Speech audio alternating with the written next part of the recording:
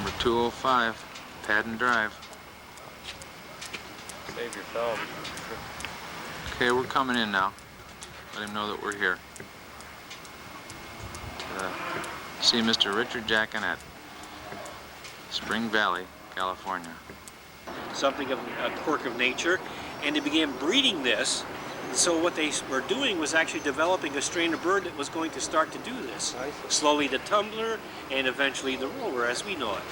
And this was, as all things are done, you know, to create a new strain, you just have to take genetics, apply it, and work on it. So it's not a long-term instinctual thing?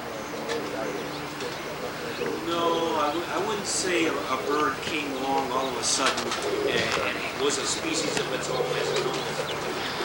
Okay, we're here in the yard of Mr. Richard Jaconette.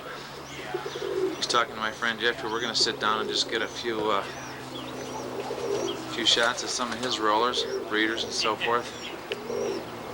Want to get the birds, of course, when they're outside. He's going to answer a few questions for us. Just kind of describing some of the rollers that he's got and how they mate, and so forth and so on. Seems like an awfully nice gentleman. He's got his family of Pensum, Smith, and Perkins birds, which he's blended very well over the last, I'm not sure how many years, but probably a few years. And before the sun goes down, we want to get in there, get a couple of close-ups, some of these pigeons. We're going to get over there and start talking to them pretty soon. As you can see, this is some pretty interesting looking birds. Here's his loft. And here's his front yard. There's kind of a cul-de-sac or almost a valley over there. The gate when you come in. Beautiful bird, and along with the odd side, it's got an odd eye too. Is it an odd-eyed bird, huh? Uh-huh. So I think it just fits the part, and it's going to be a good roller. It just feels nice in the hand. Feels good. Feels great. Good. Absolutely great. Well, that's it's nice a young bird, and it'll develop.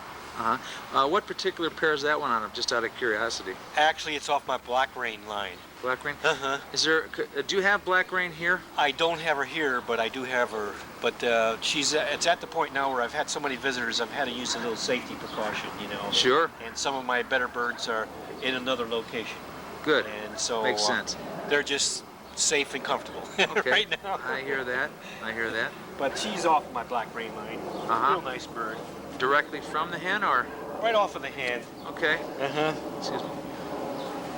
Yeah. And the cock on this particular mating was what? The cock was 481, and he's a lavender white flight. Okay. Back in '83, I think he came off of. And one of my old breeders. That's not lavender laser, is it? No, lavender laser is a different bird altogether. Okay. They're in the breeding loft there. You'll see some of their progeny there in a few minutes. Okay, fantastic. I would certainly love to have a look at your breeders. Yeah, we'll come on over. That's this area here. Humanely possible. We're going to follow Mr. Jaconette into the breeding loft and have a few,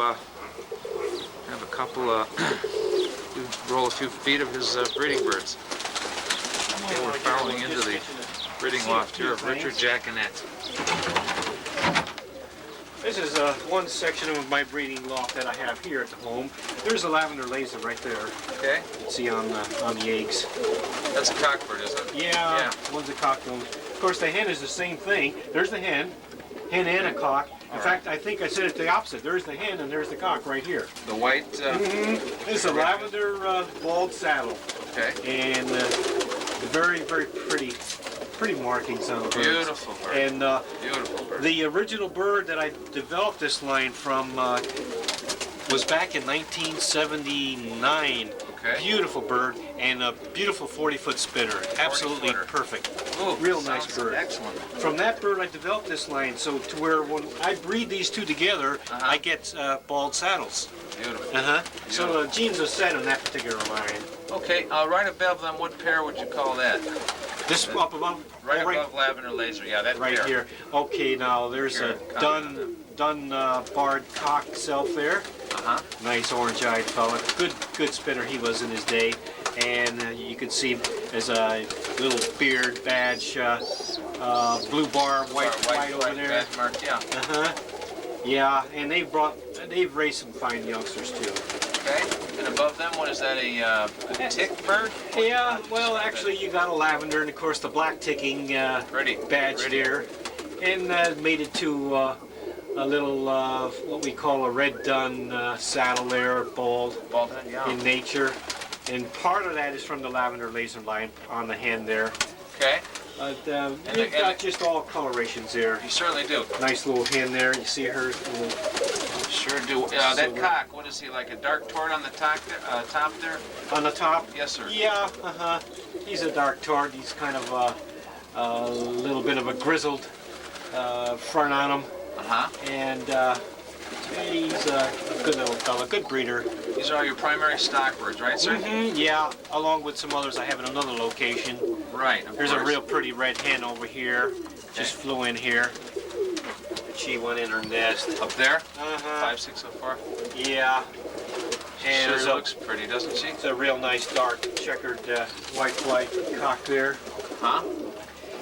And I've got so many of them in here. They're in and out all the time. Here's a... Could you show us something? I know this is, we don't want to be redundant about the black rain business, but show me the closest relative that you have to black rain, if you have one. If it's even here. Closest relative to black rain. Well, let's see. Maybe a sister or a brother? Here's probably a full brother right here. Okay. That badge mark cock? Yeah.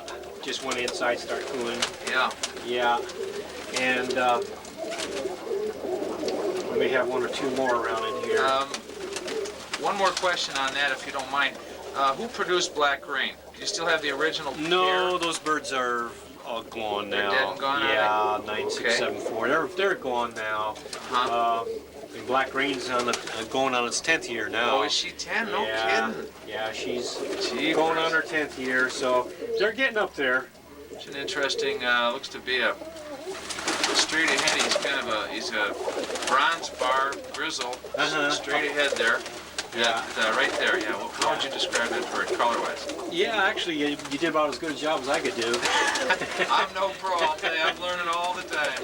Yeah, it's actually a bronze bar tortoise. It's tortoiseshell, yeah. Yeah, yeah, more toward the blue, but you do have the bronze bar in there. A little different in coloration. But yeah, you get them in all colors, and coming off of 3 lines that I breed, you get a good variety of colorations. And you really do. People ask me, how come you can get so many colorations? Well, I say it's just what you start off with in the beginning, and the 3 different lines intermingled gives you just about anything and everything. Usually about the 3rd or 4th generation, then they start to throw some unusual colors. Is that right? Well, there's no rule of thumb. Probably, actually, sure. I have never found that to be, a hard, fast rule of thumb, although I see some reasoning behind it. What you're doing is, after the 3rd generation, you're probably developing your own line. As you, for instance, would get possibly some Jaconette strain birds, you work with them. Well, every year the birds will be more of the wolf line bird as you develop them and as you work with them, of course, and they'll take on your character. The way I kind of feel about it is, if I pick the parents through area performance or breeding or just plain old luck. I mean, let's just say I got lucky and picked 2 that I thought would be compatible, and they produced a good percentage of usable stock or kit birds, then I could almost call those my own. Oh, sure you could. Almost call, even though I bought the parents from someone else. Exactly, But it doesn't was matter. My matching of Exactly, the 2 exactly. made them do what they did or don't do what they did.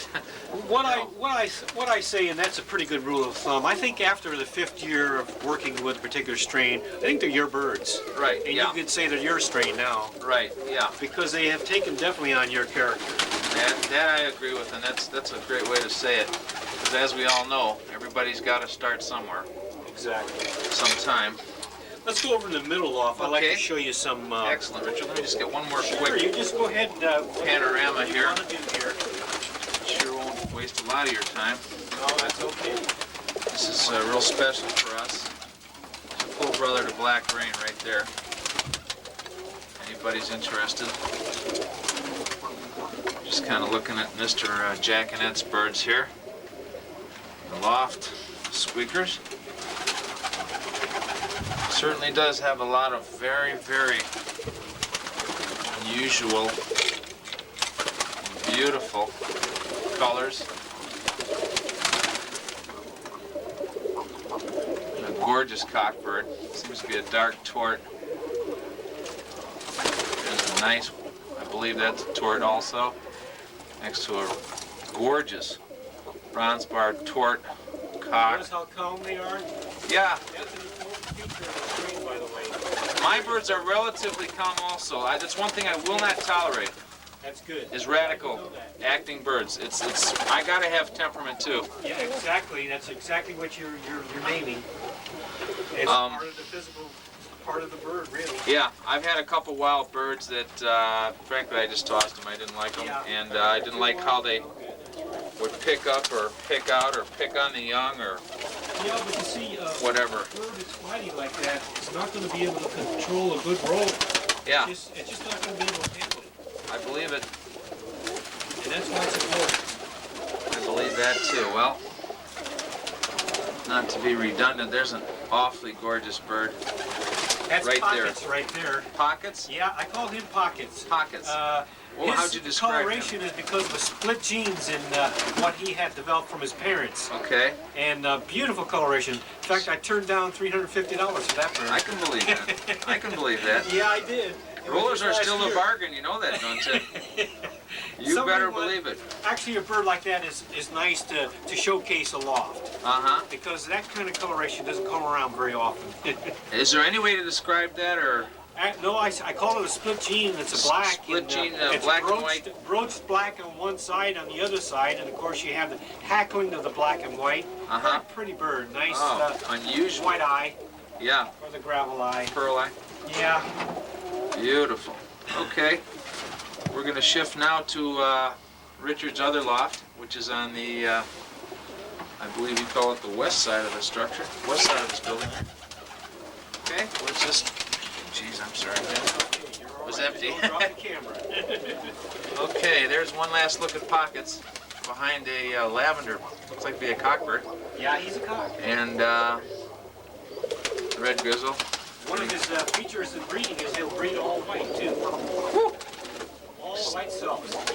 And not all of them, but he'll breed several of them that'll come out like that. Pockets, Yeah. that's what you call him? There's one of his progeny right down there, little hen, white self hen. Oh, See yeah. it right down there? Sure do. This Real is pretty bird. a white self hen that came out of Pockets. Yeah. What produced that? Oh, I had something else back in my, it was a cross actually off my 4140 line and something that went back to Bill Pensum. Okay. Sounds great. Sounds great. Okay, Pockets. Well, we're going to see you again. I hope. Now we're going to slowly ease back out of eastern side here of Richard Jaconette's breeding loft. Excellent looking birds. That's all I can really say. And, these are birds that are actually breeding size birds, and they're a little bit more costly. All right. But people look for a certain coloration, a certain type of bird, and this is where I get them from. Okay. And they're kept here. So and, what you're saying I is you've develop- got colored rollers that spin. Yes, sir. And the most important thing is, of course, they have to have the background. Oh, yeah. For, Oh, the, absolutely. for the performance. And then, of course, the coloration is secondary. Of course, of course. Well, I didn't want to confuse it. I don't mean to confuse Sure. that. But I believe I understand what you mean. Yeah. Well, and then there's some birds that are already sold here, and Right. As awaiting youngsters further or shipment. young breeders. Some of or the young just birds are already whatever you sold. may have, Yeah.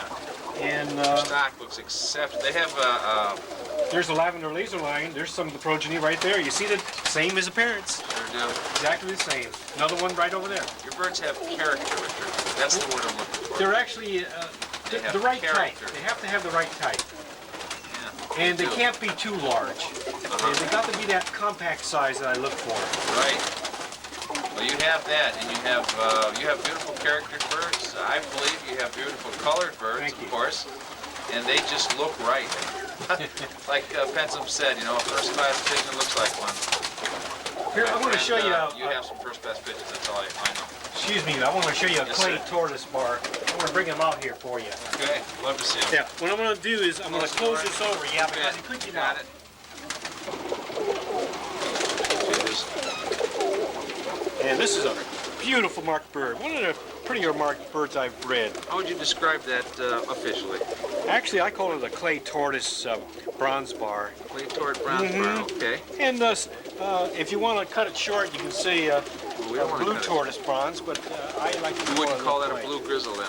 No, I don't call it that. Bronze tort, something. Because of the bronze feature in it. Okay, But you can follow that. some of the old timers, they have some unusual names. I know out here in the West Coast, their nomenclature for birds is quite a bit condensed, and but yet I think you lose a lot out of a bird when you don't nickname it or call it pretty Lavender much what laser. it is, even though it takes a lot more words to do it.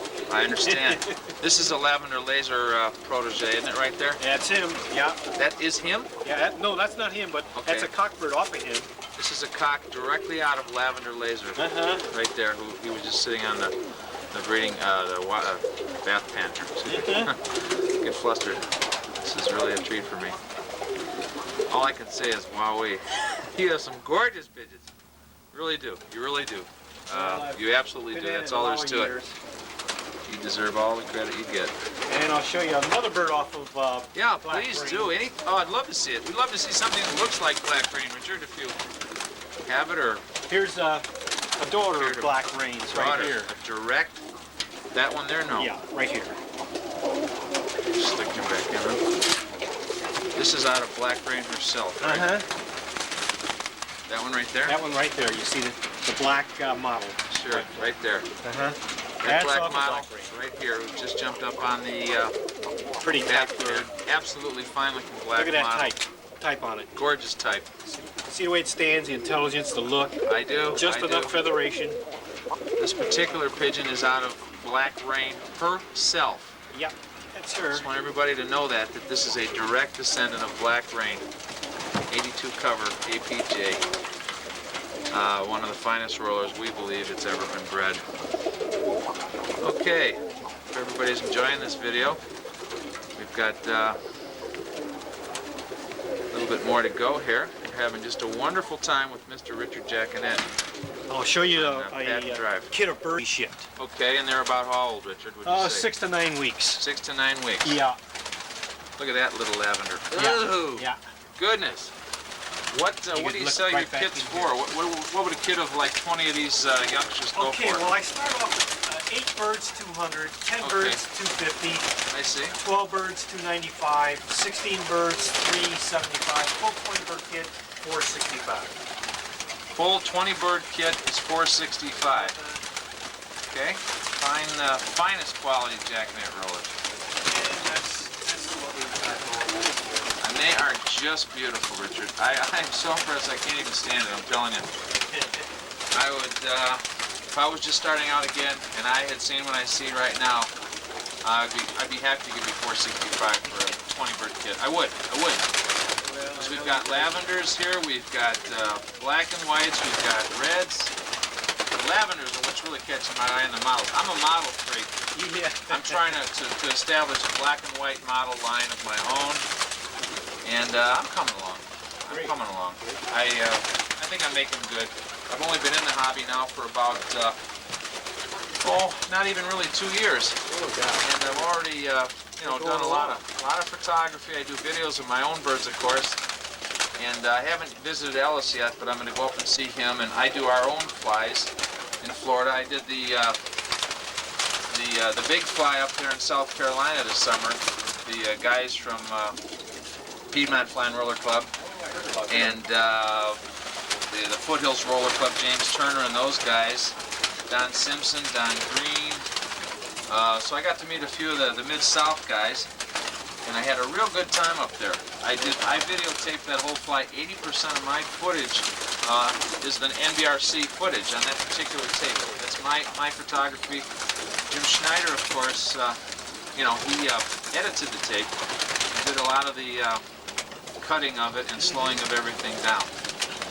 Edited it and did the flies and the slow action and the special effects. So me and Jim are going to work together. I'll probably visit Mr. Schneider in Alamogordo. Oh, look at that bird. Right there. I'll probably visit Jim Schneider this May or June. Me and my wife will fly out and have a look at him. Okay, I am just enjoying this immensely. If you wish, I'll send you a copy of this tape. If you want, if not, you know, it doesn't have to be. I just thought you may or may not want it. I will give you a fresh copy, so you'll get the first one made if you want it. And I think you'll enjoy it. Okay, you can see these birds are full of vim and vigor. They're probably ready to want to get out there. If they're 9 weeks old and they haven't been flown, they want to fly. That's why they're flapping so hard there.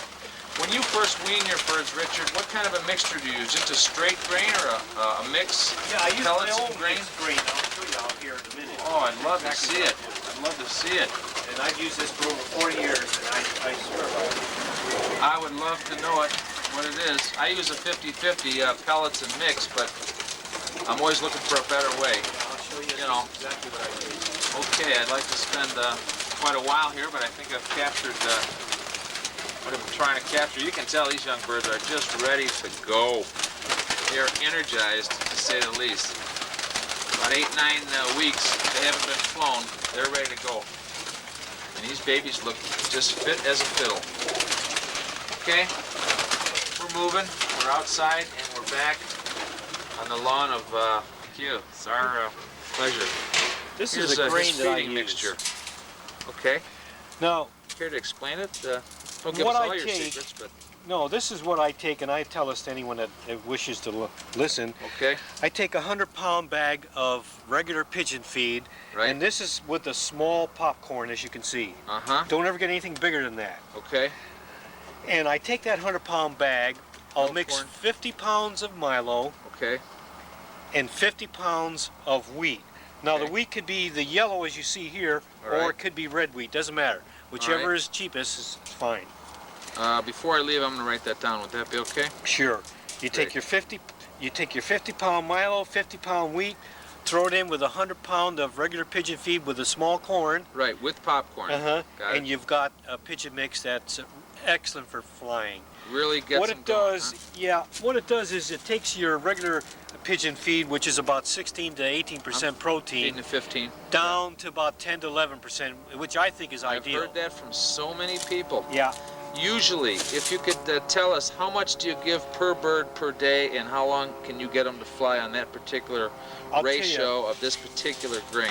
I'll tell you, you can't set a Level. hard and fast rule, and that's because when you're flying birds, usually you're flying starting off with young birds. Right, Young birds require a little more feed. right, you bet. After they start initially to develop through the first year, then Right. you can cut back quite a bit more. Right, But what you got to be careful of is when you feed a bird, feed them I'd say a peas or corn number 303, what I call can, almost full.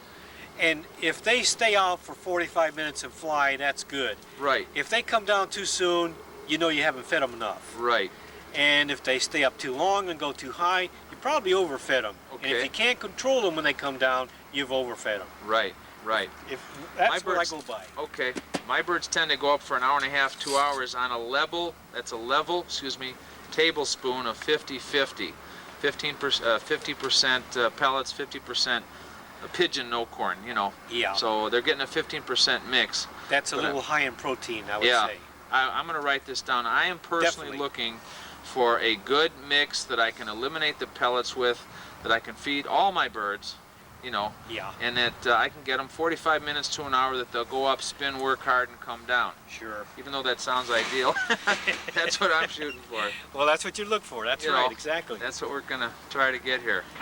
I Okay. think if you try this, I think you'll definitely work with it. Right. Well, if I find a situation that I can work with and for, then I'll be real happy. But I would love bet. to eliminate the Sure thing. pellets. Of course, that's what I'm trying to say. Actually, you know what I would do? I Yeah, wouldn't Richard, eliminate them altogether, the pellets, because if you notice, I had a few pellets in there.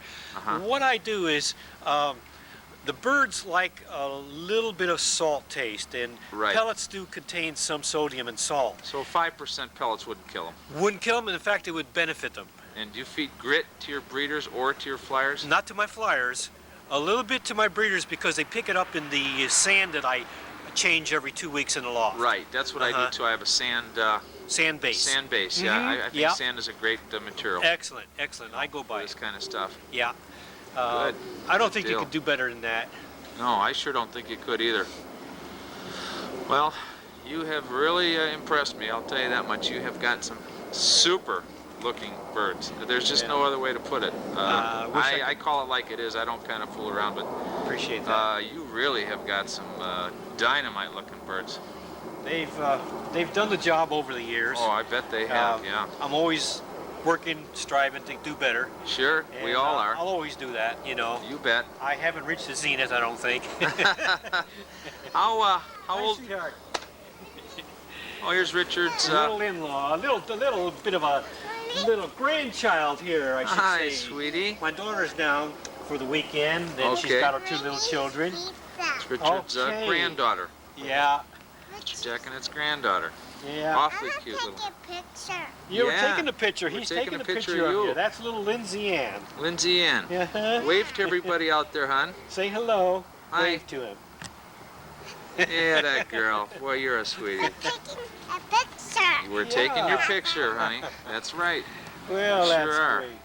Well, okay, that's more than I bargained for. Guarantee Well, you. it's nice that you came down and Oh, sure yeah. enjoyed your visit. And Well, we by sure. golly, you have to come back again one of these days. Yeah, we'd sure love to, Richard.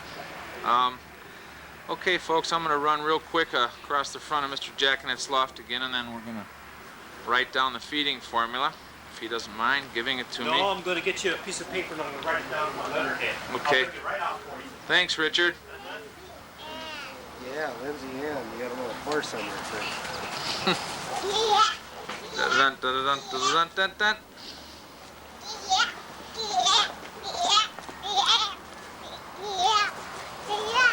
Adorable little child, isn't she? Yes, you are. Okay, well, as you can see, it's 9/11, February 9th, 1990.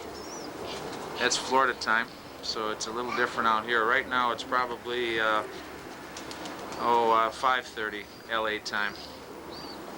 But basically, you've seen it, folks. Stephen R. Wolf at the loft of the one and only Richard Jaconette. Jaconette family of birds. We've got a brief history here. What he's done with all of his birds and everything like that. Man is extremely informed. Seems to know exactly what's going on, and I'd say he's a very competent breeder. If I was starting out in rollers again, I wouldn't hesitate to buy birds from this man. That's just how he strikes me. He's a good guy. Okay. We're gonna roll a little more footage later on of some different things, but thought you all would enjoy that back there in Florida, and all the guys from my roller club and whoever else might get to see this particular tape. Ellis McDonald. Howdy, Ellis. Can you believe this? We're out here, buddy. We're doing it. We're happening. Next, I hope I get to see Ellis McDonald. We're going to run up to his place one of these days, and maybe even run out to see Jim Schneider in Alamogordo, New Mexico. But this has been a real nice little visit with Richard, and we look forward to maybe coming out again sometime to see him and his birds. He's an extremely nice gentleman, very wonderful to visit with. Okay, well, we're going to conclude